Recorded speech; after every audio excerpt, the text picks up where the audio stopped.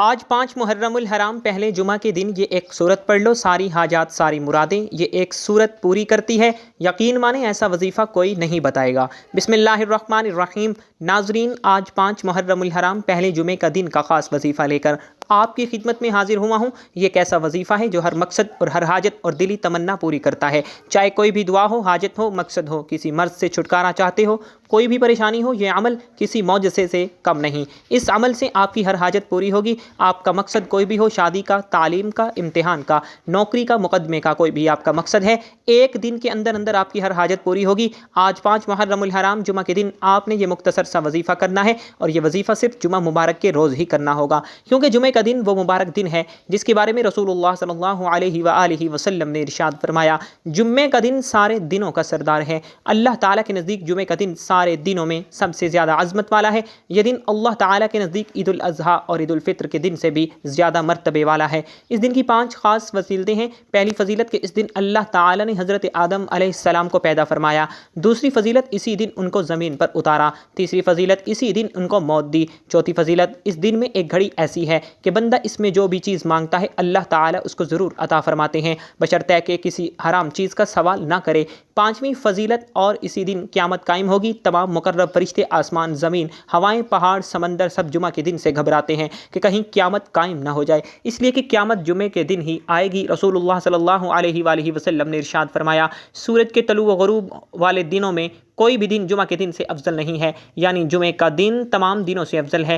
رسول اللہ صلی اللہ علیہ وآلہ وسلم نے ایک مرتبہ جمعہ کا دن ارشاد فرمایا، مسلمانوں، اللہ تعالیٰ نے اس دن کو تمہارے لیے عید کا دن بنایا ہے، لہٰذا اس دن غسل کیا کرو اور مسواک کیا کرو۔ اس حدیث سے معلوم ہوا کہ جمعے کا دن کتنی فضیلت کا حامل دن ہے۔ اللہ تعالیٰ نے اپنے پاک کلام کی سورۃ البروج میں شاہد و مشہود کے ذریعے قسم کھائی ہے۔ شاہد سے مراد جمعے کا دن ہے، یعنی اس دن جس نے بھی جو عمل کیا ہوگا یا جمعے کا دن قیامت کے دن اس کی گواہی دے گا۔ رسول اللہ صلی اللہ علیہ وآلہ وسلم نے ارشاد فرمایا، اللہ تعالیٰ کے نزدیک سب سے افضل نماز جمعہ کے دن فجر کی نماز جماعت کے ساتھ ادا کرنا ہے۔ جہنم کی آگ روزانہ دہکائی جاتی ہے، مگر جمعہ کے دن اس کی عظمت اور خاص اہمیت فضیلت کی وجہ سے جہنم کی آگ نہیں دہکائی جاتی۔ اللہ تعالیٰ اپنے بندوں کو کبھی اکیلا نہیں چھوڑتا، اور اللہ تعالیٰ نے رہنمائی کی شکل میں ہمارے لیے ایک ایسی بہترین کتاب نازل فرمائی ہے۔ ہمیں ہزاروں قسم کے مسائل ہوں، بیٹے کی طرف سے کوئی مسئلہ ہو، گھر کی کوئی پریشانی ہو، باہر کی کوئی پریشانی ہو، آفس کی کوئی پریشانی ہو، نوکری نہ لگ رہی ہو، حتیٰ کہ ہزاروں لاکھوں مشکلات انسان پر ایسی آتی ہیں کہ جب وہ ساری دنیا سے مایوس ہو جاتا ہے، کیونکہ سب کے علاوہ ایک اللہ پاک ہی ہے جو انسان کی ہر وقت مدد کے لیے تیار ہوتے ہیں۔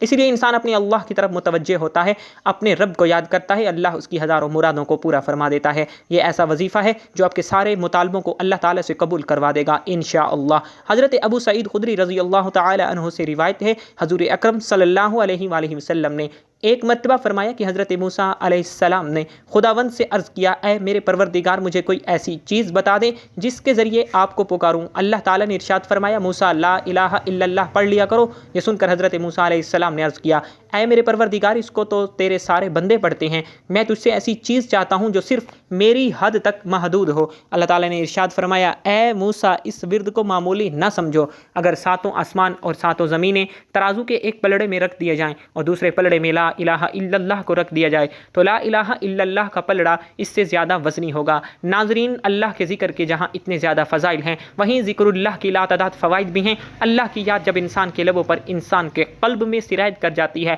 تو سکون اور طمانینت بھی انسان کے جسم میں اور انسان کی روح میں رچ بس جاتی ہے۔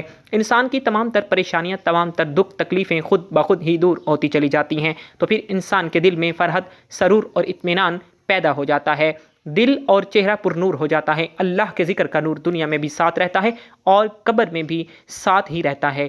اللہ کا ذکر دلوں کو زندہ کرتا ہے۔ حافظ ابن تیمیہ رحمہ اللہ فرماتے ہیں کہ اللہ کا ذکر دل کے لیے ایسا ہے جیسے مچھلی کے لیے پانی ہے، اور ایک جگہ آیا ہے کہ اللہ کا ذکر دل اور روح کے لیے روزی ہے۔ اللہ کا ذکر ایسا نشہ ہے جس کا اثر نہ ختم ہونے والا ہے، اور ایسا سکون اور لذت ہے جو باقی رہنے والا ہے۔ اللہ کا ذکر دلوں سے ظلمت مٹا کر حلاوت ایمانی پیدا کرتا ہے، روح و قلب کو طمانینت بخشتا ہے۔ اللہ کا ذکر جب دل میں بس جاتا ہے تو پھر کوئی طاقت اسے دور نہیں کر سکتی۔ جتنا ہم اللہ کا ذکر کریں گے تو پھر ہمیں قرب الہی اتنا ہی زیادہ نصیب ہوگا، جتنی ہم غفلت برتیں گے اتنی دوری ملے گی۔ وقت کی نزاکت کو مد نظر رکھتے ہوئے آئیے ناظرین آج کے اس بابرکت عمل کی طرف چلتے ہیں، لیکن اس سے پہلے اگر آپ اس چینل پر نئے ہیں اور آپ نے ابھی تک اس چینل کو سبسکرائب نہیں کیا تو خدا اس چینل کو ابھی سبسکرائب کر لیں، کیونکہ ایسے بہت سے وظائف، بہت سے اعمال آپ کے حوالے ڈیلی بیسس پر ضرور کرتا رہوں گا۔ اب عمل کیا ہے؟ آج 5 محرم الحرام جمعے کا دن ہے۔ قبولیت کی گھڑیوں میں آپ کو جب جہاں جیسے وقت مل جائے، باوضو مصلی پر بیٹھ کر آپ نے سب سے پہلے نبی اکرم صلی اللہ علیہ وآلہ وسلم کی ذات اقدس پر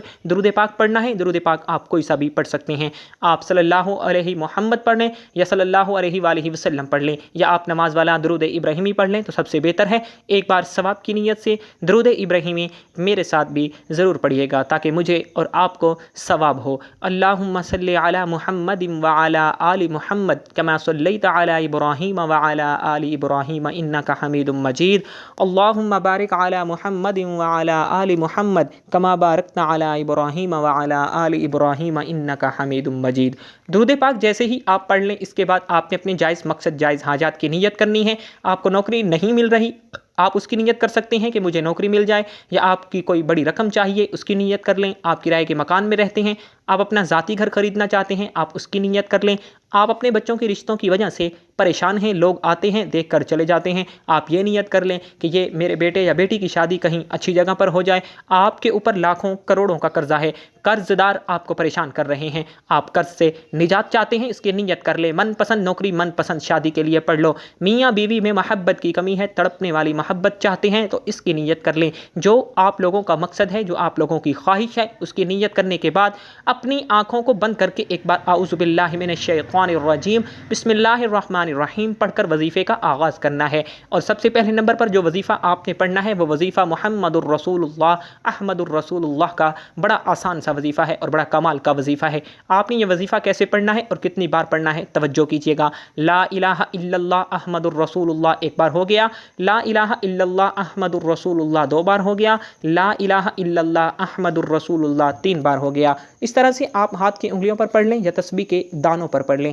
آپ نے صرف 11 بار پڑھنا ہے۔ جیسے ہی آپ پہلا وظیفہ پڑھ لیں تو اب آپ نے دوسرے نمبر پر کون سا وظیفہ پڑھنا ہے؟ اب آپ نے دوسرے نمبر پر یا اللہ یا لطیف کو پڑھنا ہے۔ رب کعبہ کے یہ 2 نام اگر آپ رزق میں برکت کے لیے پڑھو گے، رزق میں ایسی برکتیں ہوں گی کہ دنیا والے پوچھنے پر مجبور ہو جائیں گے کہ آپ کے حالات کیسے بدل گئے، قرض داروں کے قرض اتر جائیں گے۔ اگر میاں بیوی میں محبت کی کمی ہے، محبت کی کمی کو دور کرنے کے لیے پڑھ لو۔ آپ نے یا اللہ یا لطیف کو کیسے پڑھنا ہے اور کتنی بار پڑھنا ہے، توجہ کیجیے گا۔ یا اللہ یا لطیف 1 بار ہو گیا، یا اللہ یا لطیف 2 بار ہو گیا، یا اللہ یا لطیف 3 بار ہو گیا۔ اس طرح سے یا اللہ یا لطیف کو آپ اپنے دائیں ہاتھ کی انگلیوں پر پڑھ لیں یا تسبیح کے دانوں پر پڑھ لیں۔ آپ نے 100 بار پڑھنا ہے، یعنی ایک مکمل تسبیح آپ نے پڑھنی ہے، توجہ سے پڑھنا ہے، دھیان سے پڑھنا ہے، اس یقین کامل اور بھروسے سے پڑھنا ہے کہ آپ یا اللہ یا لطیف پڑھ رہے ہیں اور آپ کے بگڑے کام سنور رہے ہیں، رکاوٹیں دور ہو رہی ہیں، بندشیں ٹوٹ رہی ہیں۔ اب تیسرے نمبر پر آپ نے جو وظیفہ پڑھنا ہے وہ وظیفہ سورہ کوثر کا وظیفہ ہے۔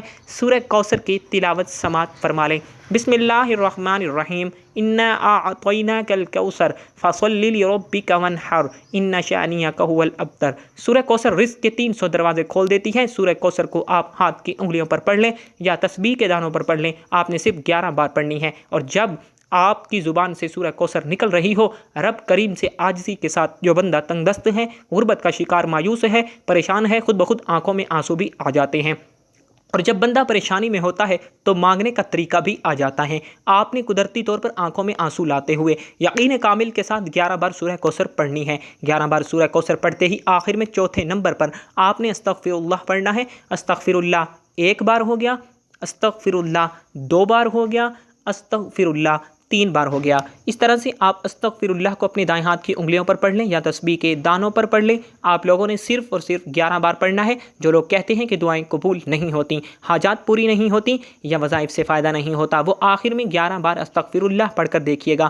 آپ کے کبیرہ صغیرہ گناہوں کی بخشش ہو جائے گی، اور جس بندے کے گناہوں کی بخشش ہو جائے اس بندے سے رب راضی ہو جاتا ہے، اور جس سے رب راضی ہو جائے اسے در در کی ٹھوکریں کھانا نہیں پڑتی، کسی کے سامنے ہاتھ پھیلانا نہیں پڑتا۔ 11 بار استغفر اللہ پڑھتے ہی آخر میں اتنا ہی درود پاک لازمی پڑھیے گا جتنا آپ لوگوں نے عمل کے شروع میں پڑھا تھا۔ اب آپ کا عمل مکمل ہو گیا۔ اب دونوں ہاتھ اٹھا کر رب کریم سے جو مانگو گے مل جائے گا۔ محمد مصطفیٰ صلی اللہ علیہ وآلہ وسلم کے صدقے سے مانگ لو، 4 یاروں کے صدقے سے مانگ لو، انشاءاللہ تعالی میرا رب عطا فرمائے گا۔ دعا ہے کہ رب کریم میرا سنانا اور آپ کا سننا اپنی پاک بارگاہ الہی میں قبول و منظور فرمائے۔ آمین ثم آمین۔